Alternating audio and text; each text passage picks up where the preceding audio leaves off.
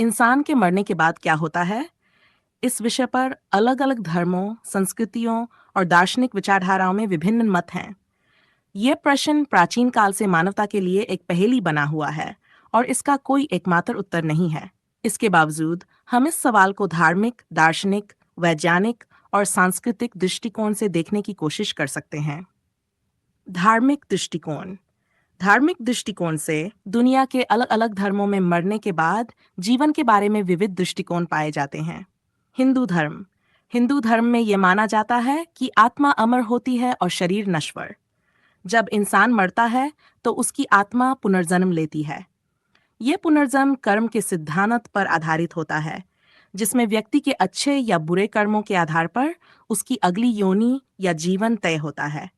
मोक्ष, जो कि जन्म मृत्यु के चक्र से मुक्ति है, अंतिम लक्ष्य माना जाता है।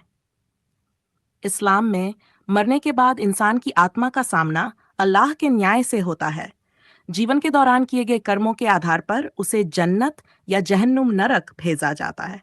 कब्र में एक अस्थायी जीवन बरज़ख होता है, जहां व्यक्ति की आत्मा कयामत के दिन तक रहती है। ईसाई धर्म। ईसाई धर्म में ये विश्वास है कि मृत्यु के बाद व्यक्ति की आत्मा या तो स्वर्ग जाती है या नर्क। ये इस पर निर्भर करता है कि उसने अपने जीवन में ईश्वर पर विश्वास किया है या नहीं। अंतिम न्याय के दिन सभी मृतकों का पुनरुत्थान होगा और उन्हें उनके कर्मों के आधार पर निर्णय दिया जाएगा। बौद्ध धर्म। बौद्ध धर्म में पुनर्जन्म और कर्म का सिद्धांत महत्वपूर्ण है। मृत्यु के बाद आत्मा, जो वास्तव में एक निरंतर चेतना है, पुनर्जन्म लेती है और यह चक्र तब तक चलता है जब तक व्यक्ति निर्वाण प्राप्त नहीं कर लेता। दार्शनिक दृष्टिकोण।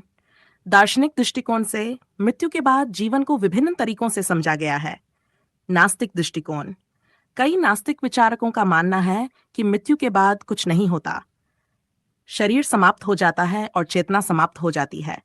उनके लिए मृत्यु के बाद का जीवन एक भ्रम है और इस जीवन को पूर्णता के साथ जीने पर जोर दिया जाता है। आध्यात्मिक दृष्टिकोण। कुछ दार्शनिक और आध्यात्मिक विचारक मानते हैं कि मृत्यु के बाद जीवन किसी न किसी रूप में जारी रहता है। ये आत्मा या चेतना का निरंतरता हो सकता है, जो किसी अन्य रूप में या किसी अन्य आयाम में विद्यमान रहती है।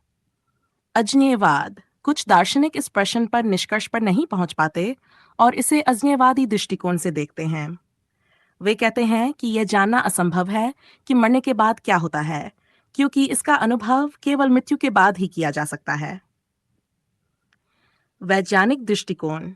वैज्ञानिक दृष्टिकोण से मृत्यु के बाद क्या होता है, इसका उत्तर मुख्य रूप से भौतिक और जैविक घटनाओं पर आधारित होता है। मस्तिष्क की गतिविधि का अंत। विज्ञान के अनुसार जब एक व्यक्ति मरता है तो उसके मस्तिष्क की सभी विद्युत गतिविधियां बंद हो जाती हैं। मस्तिष्क की मृत्यु के बाद चेतना का कोई निशान नहीं रहता और शरीर धीरे धीरे विघटित होने लगता है। मृत्यु के बाद शरीर का विघटन शुरू होता है। यह एक प्राकृतिक प्रक्रिया है जिसमें जीवाणु और अन्य सूक्ष्मजीव शरीर को तोड़ना शुरू करते हैं। यह प्रक्रिया उस जगह और पर्यावरण पर निर्भर करती है जहां शरीर रखा गया है। संभावित जीवन के संकेत। हालांकि विज्ञान में कुछ ऐसे शोध भी हुए हैं जिनमें मृत्यु के निकट अनुभव, नियर एक्सपीरियंसेस, एनडीज का अध्ययन किया गया है। कई लोग जो मृत्यु के निकट थे, उन्होंने सुरंग से गुजरने, प्रकाश देखने और शांति महसूस करने जैसी अनुभूतियों की रिपोर्ट की है। हालांकि वैज्ञानिक समुदाय में इस पर विवाद बना हुआ है कि ये अनुभव वास्तविक हैं या मस्तिष्क की किसी क्रिया का परिणाम। फॉर सांस्कृतिक दृष्टिकोण। सांस्कृतिक दृष्टिकोण से विभिन्न संस्कृतियों में मृत्यु और उसके बाद के जीवन के बारे में अलग अलग मान्यताएं हैं। प्राचीन मिस्रवासियों का विश्वास था कि मृत्यु के बाद आत्मा का जीवन जारी रहता है और इसे दफनाने के विशेष अनुष्ठान किए जाते थे।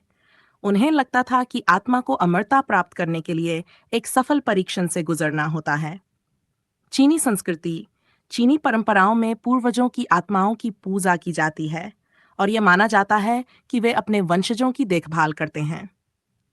मृत्यु के बाद आत्मा को एक विशेष यात्रा करनी पड़ती है और इसे उचित अनुष्ठानों की आवश्यकता होती है ताकि वह शांति से रह सके।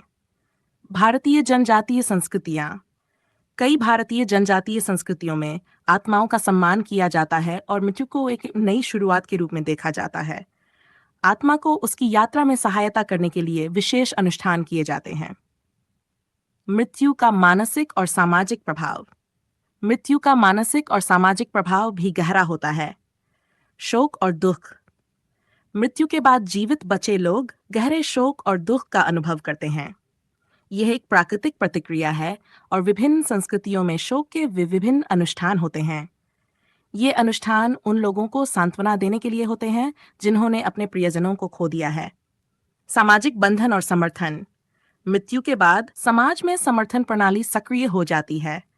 परिवार, मित्र और समुदाय मिलकर शोक मनाते हैं और एक दूसरे को सांत्वना देते हैं। ये समर्थन प्रणाली जीवित बचे लोगों को अपने दुख को संभालने में मदद करती है। जीवन की अस्थिरता का एहसास। मृत्यु से जीवन की अस्थिरता और अनिश्चितता का गहरा एहसास होता है। इससे लोग जीवन की वास्तविकता और इसकी क्षणभंगुरता पर विचार करने लगते हैं। मृत्यु और नैतिकता। मृत्यु के बाद क्या होता है? इस सवाल का नैतिकता से भी गहरा संबंध है। नैतिक आचरण का महत्व। कई धार्मिक और दार्शनिक विचारधाराएं मानती हैं कि मृत्यु के बाद का जीवन व्यक्ति के नैतिक आचरण पर निर्भर करता है। इसका अर्थ यह है कि अच्छे कर्मों का प्रतिफल अच्छा होगा और बुरे कर्मों का परिणाम बुरा। मृत्यु का भय और नैतिकता। मृत्यु का भय लोगों को नैतिक और धार्मिक जीवन जीने के लिए प्रेरित कर सकता है। ये समाज में नैतिकता बनाए रखने का एक साधन भी हो सकता है। निष्कर्ष। मृत्यु के बाद क्या होता है? यह प्रश्न सदियों से मानवता के लिए एक रहस्य बना हुआ है। विभिन्न धर्मों, संस्कृतियों और वैज्ञानिकों ने इस प्रश्न का उत्तर अपने अपने दृष्टिकोण से देने की कोशिश की है, लेकिन किसी एक दृष्टिकोण को सार्वभौमिक रूप से सत्य नहीं कहा जा सकता। ये विषय जितना व्यक्तिगत है, उतना ही सांस्कृतिक और सामाजिक भी। इसलिए ये महत्वपूर्ण है कि हम इस प्रश्न को खुली सोच और संवेदनशीलता के साथ समझें और दूसरों के विचारों का सम्मान करें।